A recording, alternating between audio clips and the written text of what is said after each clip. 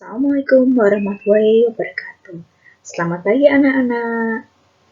Bagaimana kabar kalian? Masih tetap semangat ya? Dalam pembelajaran pada pagi hari ini, Bu Sisil akan mengajarkan tentang tema 1, indahnya kebersamaan. Subtema 1, keberagaman budaya bangsaku, pembelajaran ke-4.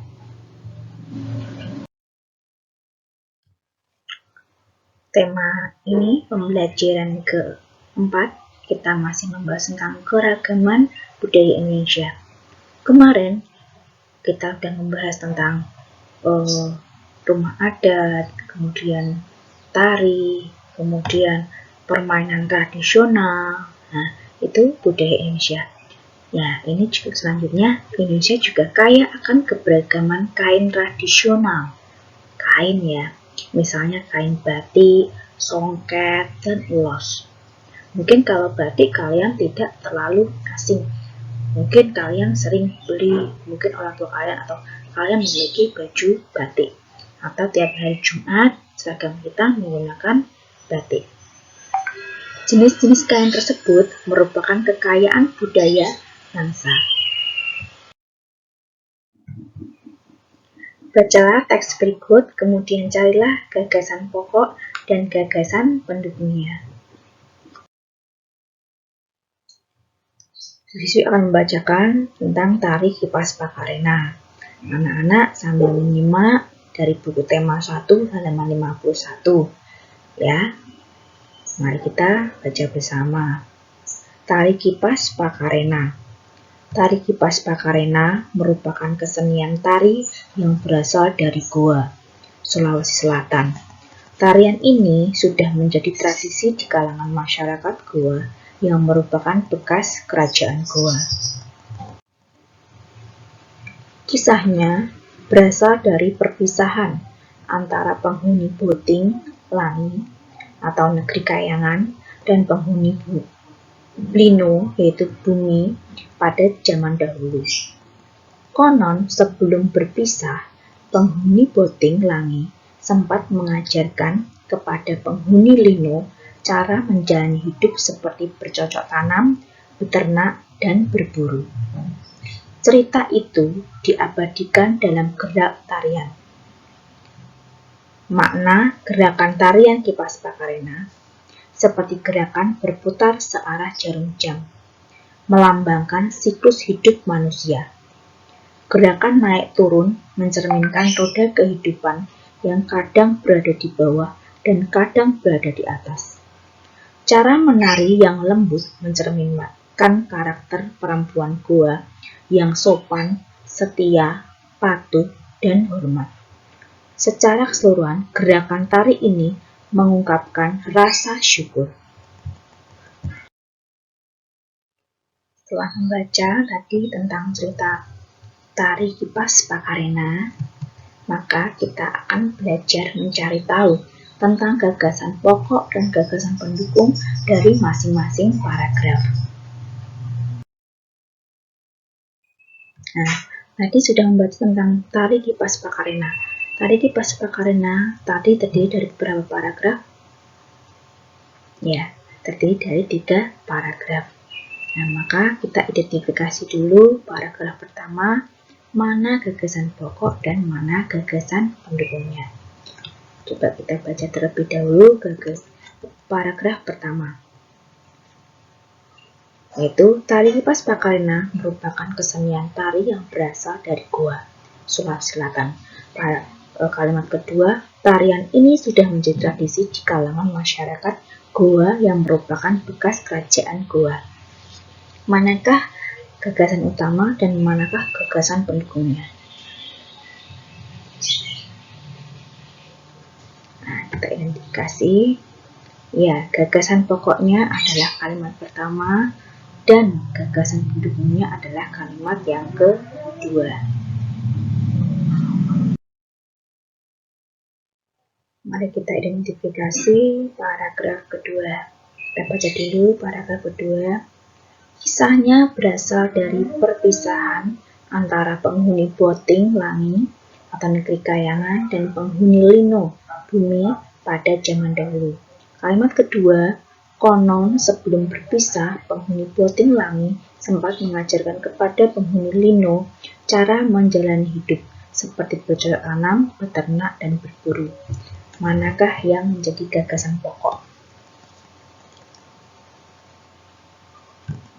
Ya, yang kalimat pertama merupakan gagasan pokok dan kalimat kedua merupakan gagasan pendukung.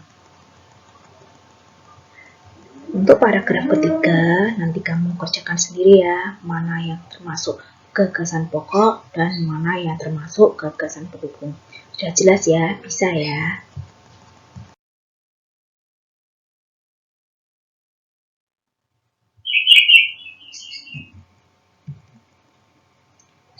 Seperti yang telah kamu ketahui sebelumnya, kita hidup penuh dengan keberagaman.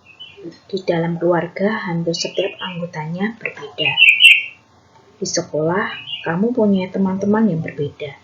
Di masyarakat, kamu mempunyai tetangga yang berbeda-beda. Tahukah kamu, perbedaan yang ada di keluarga, sekolah, dan masyarakat akan menjadi indah apabila dilandasi oleh persatuan dan kesatuan. Apa sebenarnya persatuan kesatuan? Siapa yang tahu?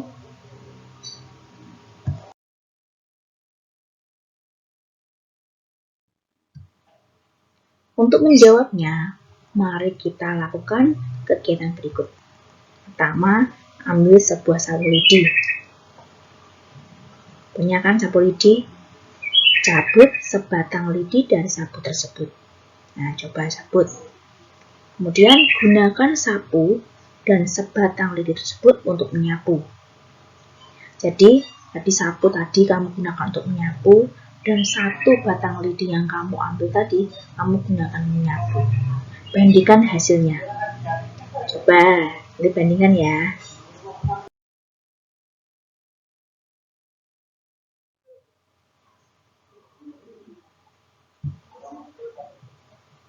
Pada umumnya, sapu lidi digunakan untuk menyapu. Bisakah sebatang lidi digunakan untuk menyapu? Tentu saja tidak. Sudah percobaan ya tadi. Lidi dapat digunakan untuk menyapu jika terdiri atas beberapa puluh atau ratus lidi yang diikat cukup erat menjadi satu. Dengan menyatukan lidi-lidi dalam satu ikatan akan tercipta kekuatan yang besar.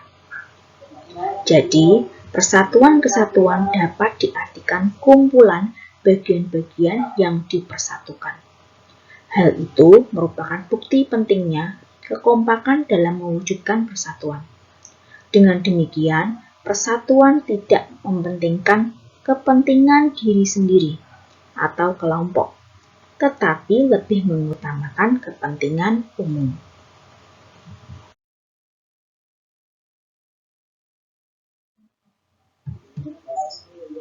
Tadi sudah praktek ya, menyambung menggunakan sebuah lidi dan satu lidi.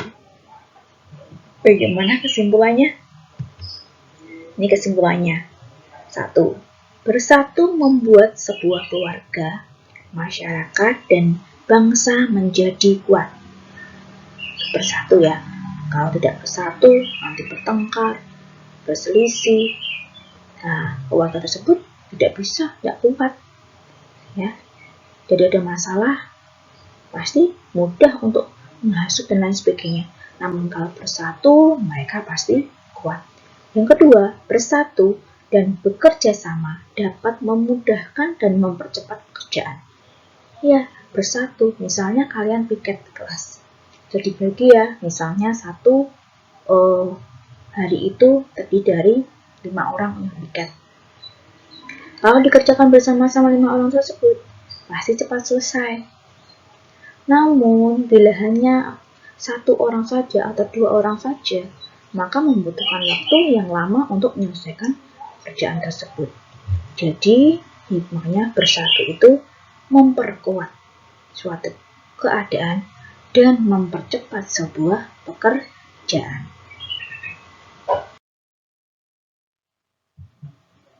Ayo kita temukan contoh-contoh lain sikap persatuan dan kesatuan dalam keberagaman.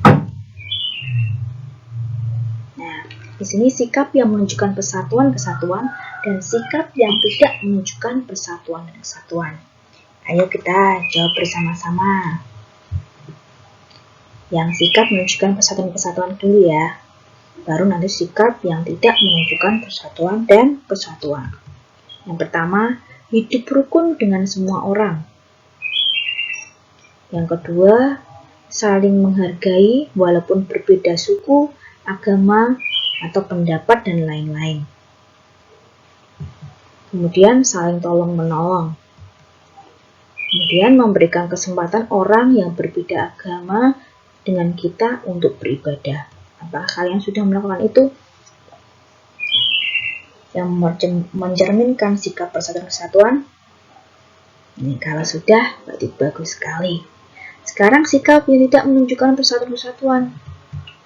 Mengejek orang lain. Kalian masih mengejek? Tidak.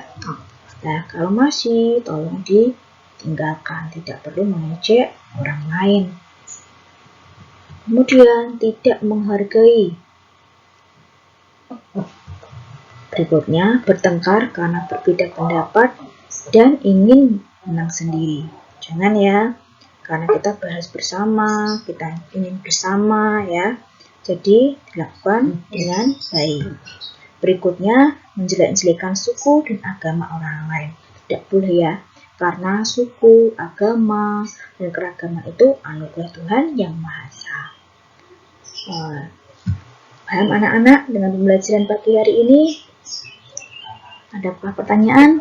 Bila ada, nanti bisa lewat WA, bisa ditanyakan mana yang belum paham. Demikian pembelajaran pada pagi hari ini. Tetap ya jaga kesehatan, pakai masker, jaga jarak, dan selalu cuci tangan. Demikian pembelajaran pagi hari ini.